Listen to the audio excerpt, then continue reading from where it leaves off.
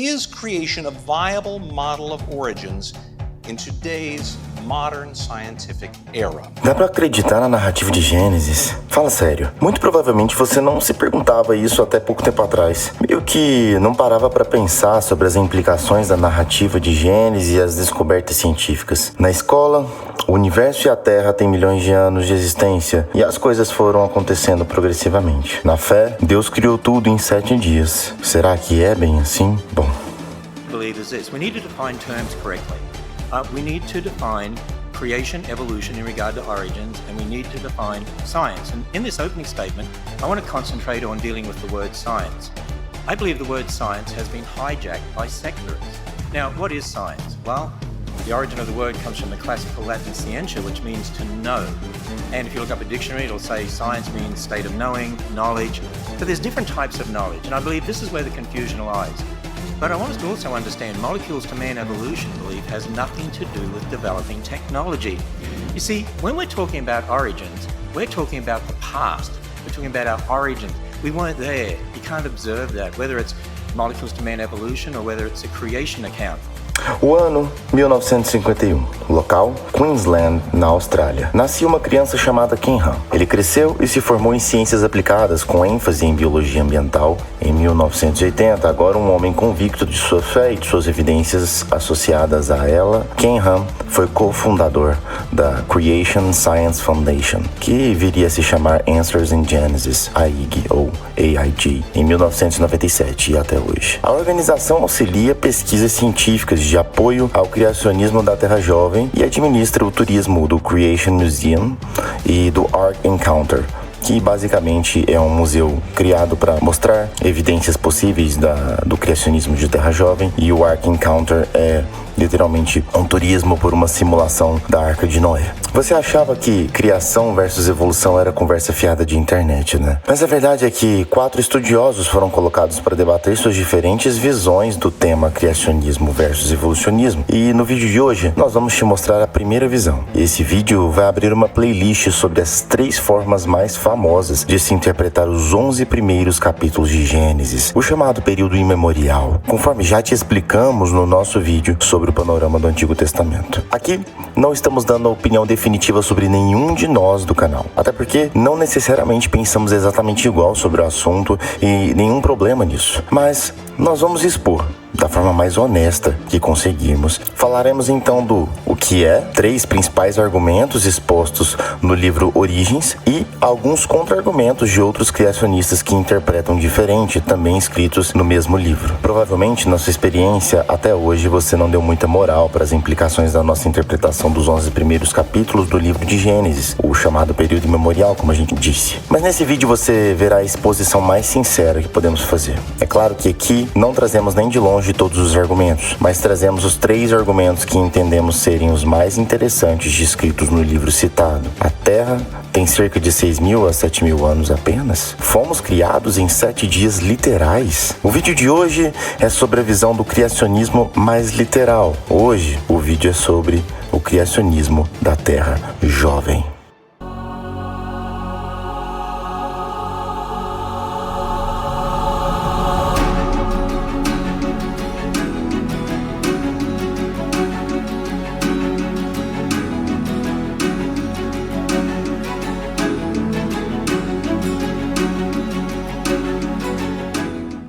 Aqueles que defendem o criacionismo da Terra Jovem são aqueles que fazem uma leitura literal dos 11 primeiros capítulos do livro de Gênesis.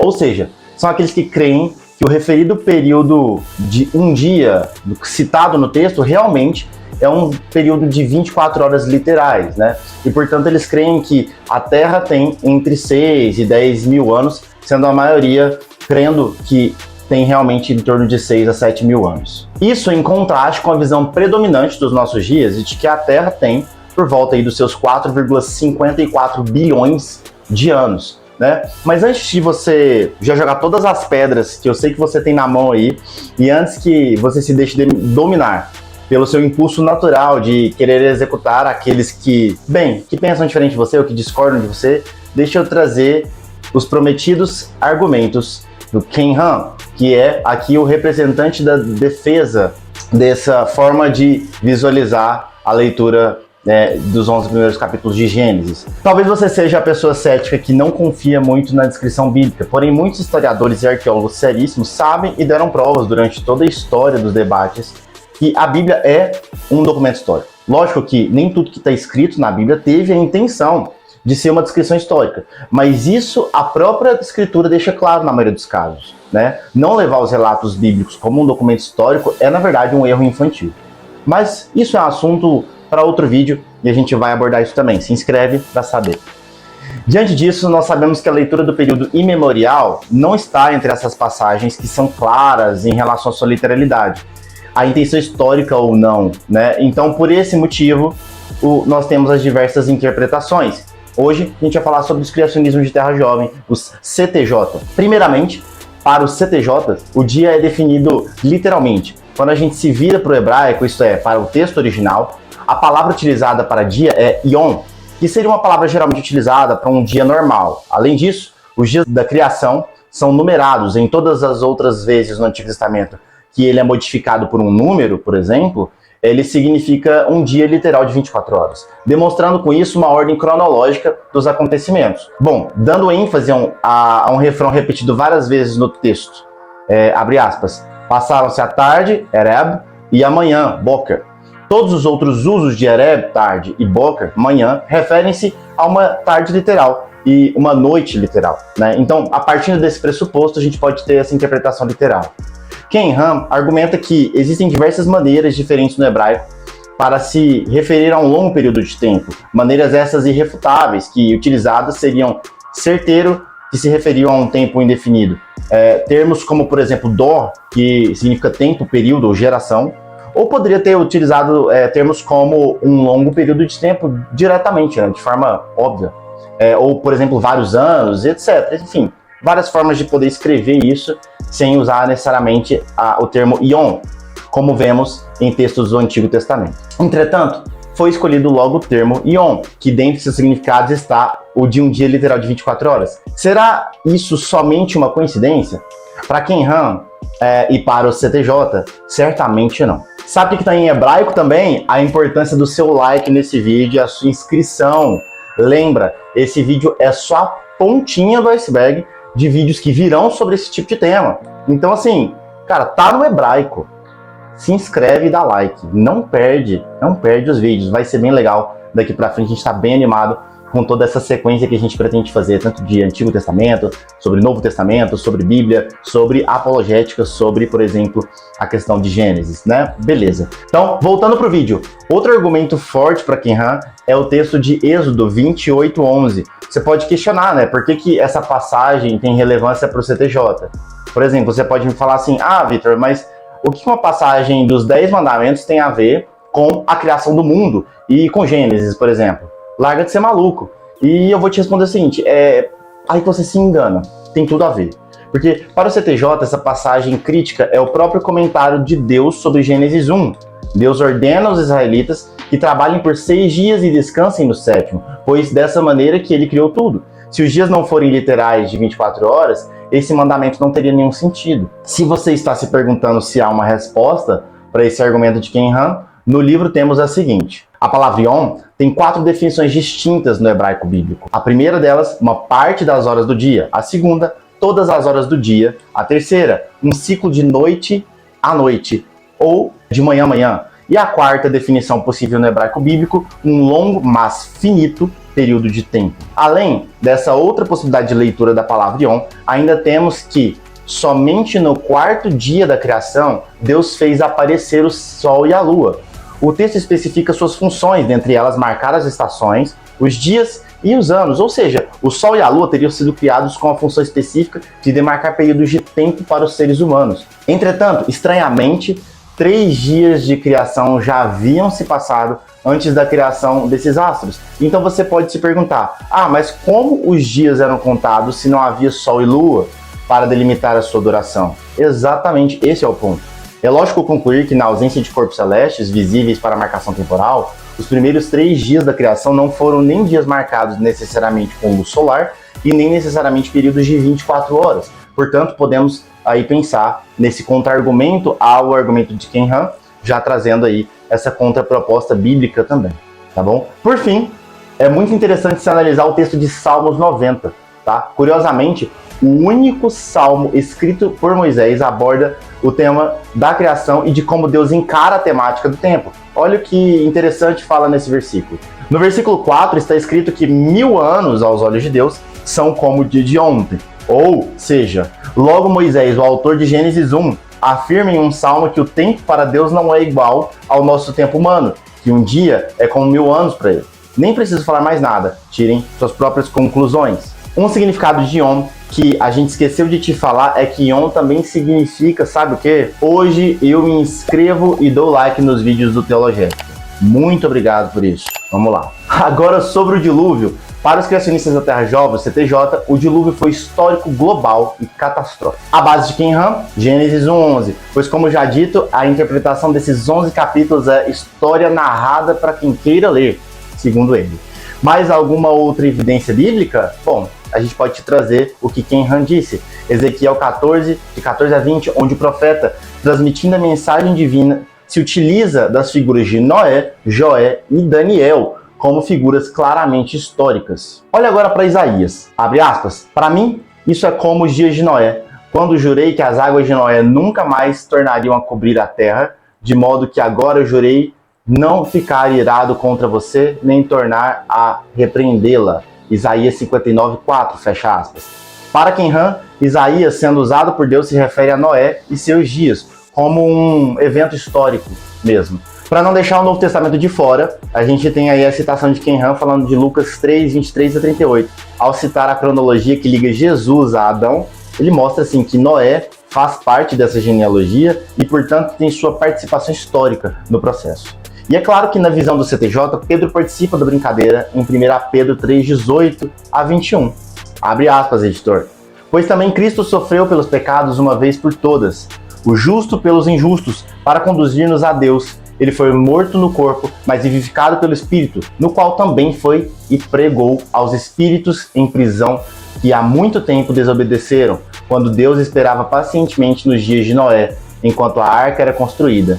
Nela, apenas algumas pessoas, a saber 8, foram salvas por meio da água, e isso é representado pelo batismo que agora também salva vocês. Não a remoção da sujeira do corpo, mas o compromisso de uma boa consciência diante de Deus, por meio da ressurreição de Jesus Cristo. Fecha aspas. Por fim, Han argumenta que Jesus também afirmou a historicidade do dilúvio no relato de Mateus 24, 37 a 39. Vamos abrir aspas de novo. Como foi nos dias de Noé, assim também será a vinda do Filho do Homem. Pois nos dias anteriores ao dilúvio, o povo vivia comendo e bebendo, casando-se e dando-se em casamento, até o dia em que Noé entrou na arca e eles nada perceberam. Até que veio o dilúvio e os levou a todos. Assim acontecerá na vinda do Filho do Homem. Fecha aspas. Mas por que o dilúvio seria necessariamente global? Ora, qual que era o objetivo? A destruição do projeto que tinha dado errado, lembra? A destruição de toda a criação por culpa dos seres humanos. Portanto, então para o autor, se o dilúvio fosse realmente em apenas um local e não global, parte do projeto que estivesse fora da área de inundação teria sido poupado e, portanto, o objetivo não seria cumprido. Além disso, Gênesis 7, 19 a 20 apontaria que a água cobriu todas as montanhas debaixo do céu, e a barca aportou no topo de uma montanha sem que pudessem ver outras montanhas por 74 dias, segundo Gênesis 8, de 4 a 5. Por fim, Deus prometeu a Noé, em Gênesis 9, 10, 17, que ele nunca mais destruirá a terra com um dilúvio. Mas inundações locais acontecem e por vezes geram vítimas. Então Deus estaria mentindo para Noé? Deus não mente. E portanto a conclusão lógica para Ken Ham é de que o dilúvio foi global. Além disso, parece óbvio supor que em uma inundação global teríamos bilhões de coisas mortas enterradas em camadas rochosas em toda a Terra. Nós encontramos fósseis por toda a Terra, inclusive fósseis de criaturas marinhas no topo de montanhas, incluindo o Monte Everest. Do ponto de vista geológico, Ken Ham aponta 1. Ausência de erosões físicas e químicas lentas entre as camadas sedimentares, como se esperaria se tivesse passado milhões de anos entre a deposição de uma camada e outra. A extensão lateral de muitas camadas espessas é de um tamanho assim, continental, indicando um processo rápido, ou seja, por que teria uma camada tão espessa com tanta deposição se não fosse uma coisa catastrófica que causou aquilo, entendeu? Porque na visão de Ken Ham, se aquilo lá é extremamente largo, de dimensão continental, formado por um único tipo rochoso ali evidenciado, é porque aquela camada foi feita de uma vez numa mesma rocha, no mesmo plano de terra ali, né, um plano de sedimento, né? Então, ele tem essa interpretação da visualização das camadas rochosas, né? E, portanto, ele fala que por ter esse tamanho continental, essas espessuras dessas camadas expostas, né, o evento com certeza foi um processo rápido e catastrófico. Ou seja, se fosse um processo lento e gradual, teríamos várias pequenas camadas, mas do contrário, são camadas uniformes e bastante espessas. Então, um dos argumentos. 2. Plantas e animais fossilizados com o mínimo de detalhes preservados. Bom, para ele, por exemplo, se você pegar uma raposa morta numa rodovia, ela não é fossilizada, pois ela é comida por predadores ou sofrem outros processos de decomposição.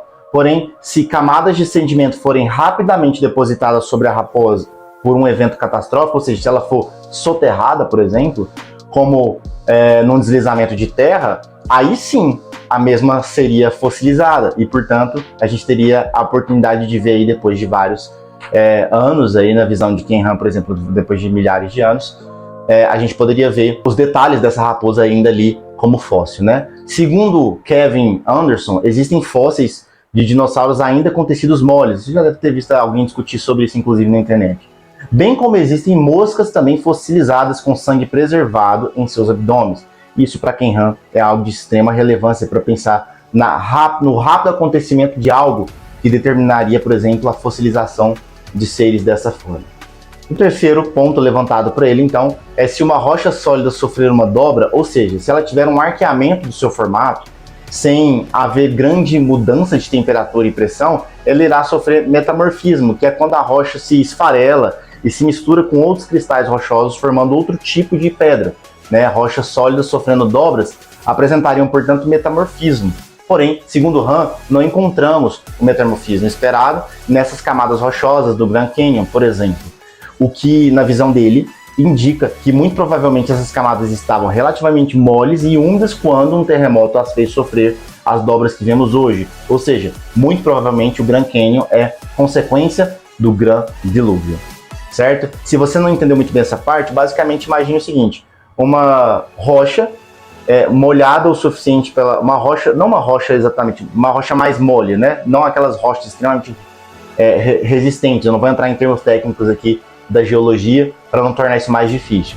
Mas, enfim, imagine que para você conseguir dobrar algo que é sólido, mais arenoso ainda, de certa forma, você vai conseguir, para dobrá-lo, você precisa que a temperatura e a pressão mude para tornar ele mais mole. Por exemplo, algo que normalmente é duro, você bota no micro-ondas ali, aquilo esquenta, a agitação molecular daquilo faz com que ele permita uma mobilidade maior daquela coisa que é sólida, né? Então, é uma forma de entender, porque se não estava molhado ou não estava quente o suficiente para que isso fosse dobrado e fizesse os arqueamentos que a gente vê aí nas grandes erosões que a gente tem acesso, por exemplo, lá no Grand Canyon, na visão de Ken Han, a gente não teria a possibilidade de que isso acontecesse de forma gradual. Somente um cataclismo, algo catastrófico poderia fazer esse tipo de situação, ou seja, uma rápida mudança de temperatura, uma rápida mudança de densidade, por exemplo, quando uma água cobrisse aquilo ali por muito tempo e deixasse aquilo extremamente mole a ponto de ser dobrável, né? Então, por isso,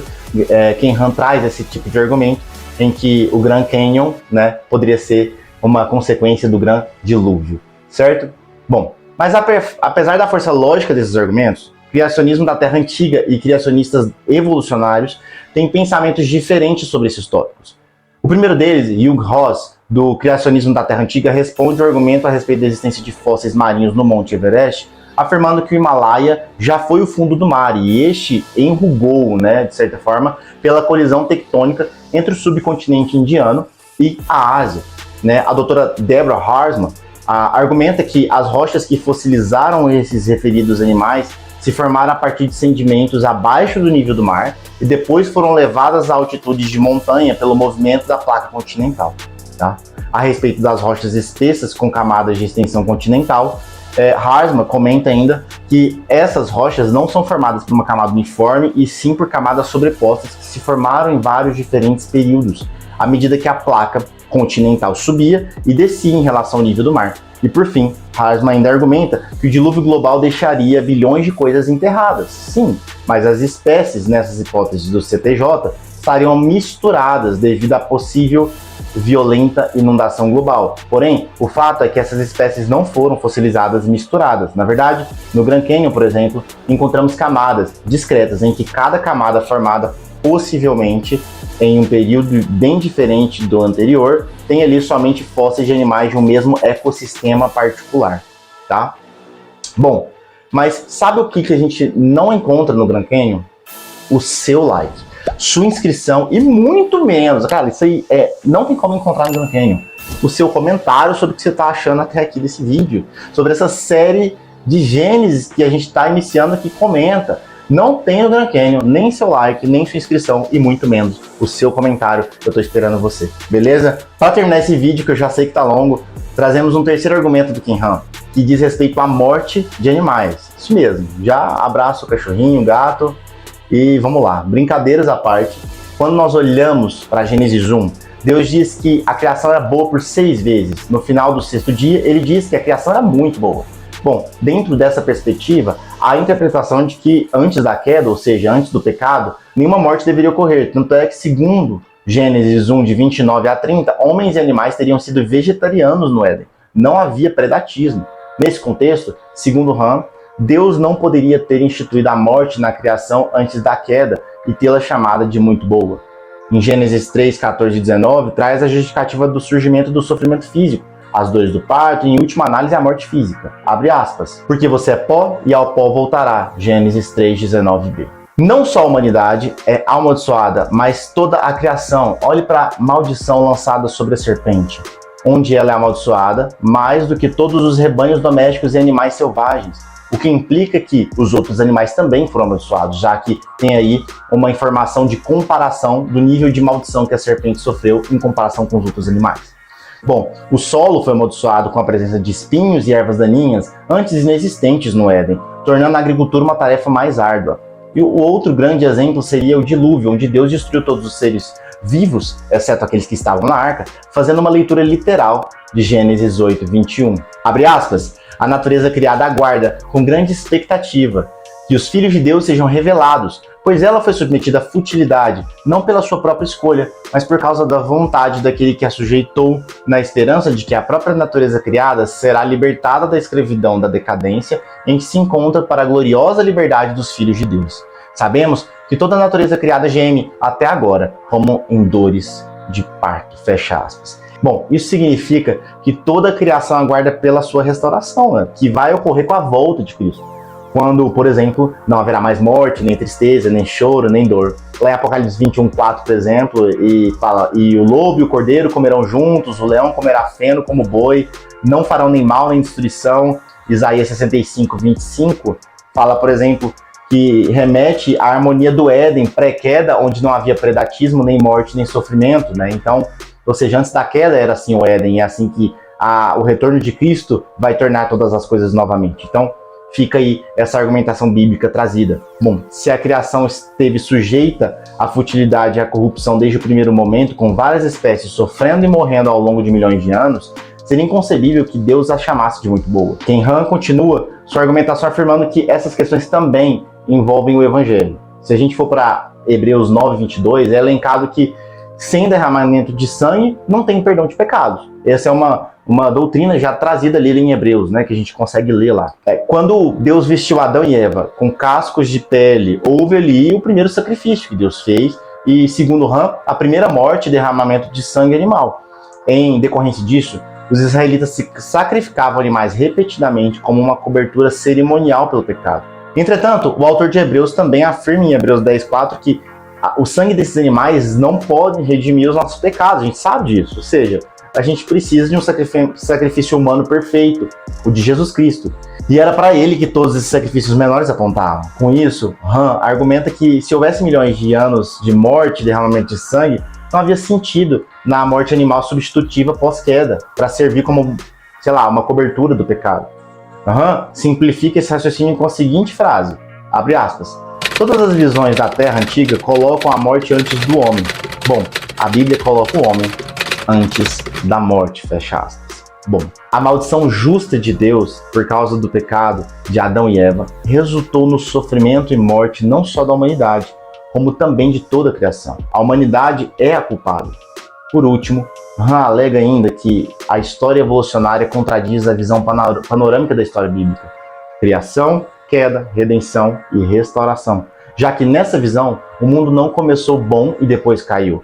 Han elenca evidências dessa proposição. Evolucionistas dizem que o registro fóssil evidencia 5 grandes extinções em massa numa proporção de 60% a 90% das espécies vivendo na época que foram extintas.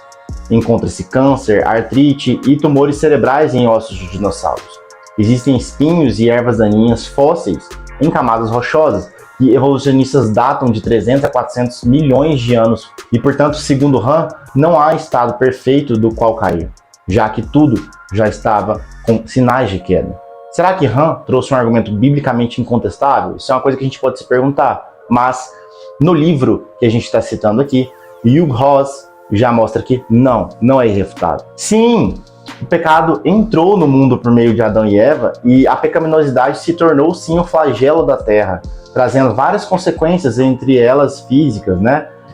Tudo e todos foram afetados. Porém, a humanidade que mudou, e não as leis físicas estabelecidas por Deus desde o princípio, já que as leis naturais foram projetadas desde o início para servir ao propósito redentivo, posto em prática antes do início dos tempos. O propósito redentivo de Deus será muito mais que uma restauração da criação original, entende? As leis físicas que Deus criou para criar o mundo, criou para dar origem ao universo, criou para gerir o universo, criou para organizar o universo, essas leis estão presentes desde muito antes.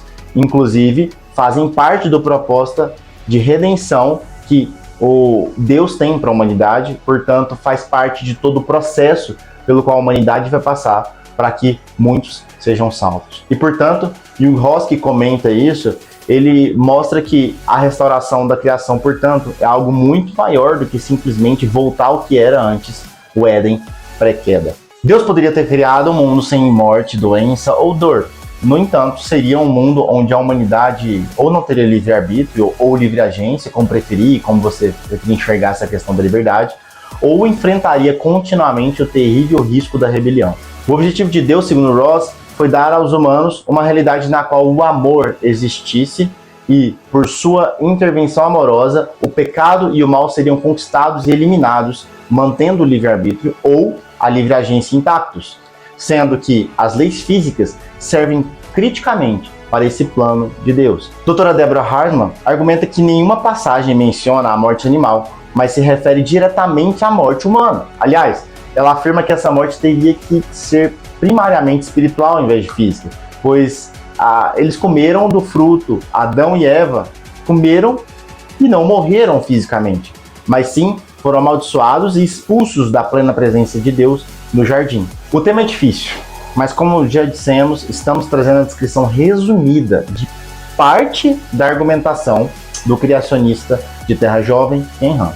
Ainda traremos o vídeo sobre o criacionismo de Terra Antiga, criacionismo evolucionário e o design inteligente. Além disso, a gente também pretende expandir os argumentos. Por exemplo, tem algum argumento de algum desses tipos de criacionismo que a gente ainda não trouxe, ou que você queria que a gente destrinchasse mais, ou seja, aprofundasse no argumento, mostrando mais robustez do que esse argumento tem para oferecer, e também mais contra-argumentos também àquele argumento já exposto. Nós podemos fazer isso. A gente tem a intenção de fazer vários vídeos desse tipo, onde a gente traz, às vezes, um argumento isolado e traz as contraposições a ele, ou até mesmo o nosso pessoal apoio a algum desses argumentos trazidos em vídeos distintos. Nessa primeira playlist a gente vai fazer isso. A gente vai trazer, como fez aqui no Criacionismo de Terra Jovem, dos outros 3 aí que eu já citei, o de Terra Antiga, o evolucionário e o design inteligente.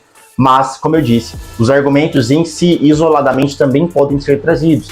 Por exemplo, argumentos em relação à cosmologia, à geologia, à física, à filosofia. Todos eles podem ser trazidos, a interpretações bíblicas, argumentos teológicos, enfim. Todos eles podem ser trazidos em vídeos separados.